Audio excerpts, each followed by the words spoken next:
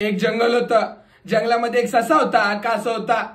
त्यांच्यामध्ये शर्यत झाली, राडा झाला. ससा हरला, कासव जिंकला. पण त्याच्यानंतर जंगलात जे काही घडलं त्याच्यामुळे पूर्ण जंगल आदरलं. नमस्कार, मी चिन्मय, तुम्ही बघताय बोलबिडू. तर घडलं असं, एक जंगल होतं. त्यामध्ये एक ससा होता. तो खूप खोडकर होता. तो दिवसभर खेळायचा, लोळायचा आणि झाडाखाली झोपायचा. येणाऱ्या जाणाऱ्या लोकांची तो छेड काढायचा. असंच एक दिवस त्यांनी कासवाला माझ्यासोबत शर्यत लावतो का म्हणून विचारलं. कासवाने देखील 90 मारले असल्यामुळे तो देखील शर्यतीला तयार झाला. पण घडलं उलटच. ससा हरला, कासव जिंकला. पण शर्यतीच्या दुसऱ्याच दिवशी कासवाचा मृतदेह जंगलात आढळला.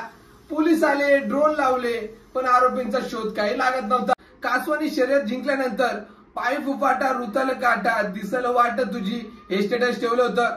याचा राग ससा त्याचा लहान भाऊ दिसतोच कसा आणि त्यांचा मोठा भाऊ कापूस पिंजून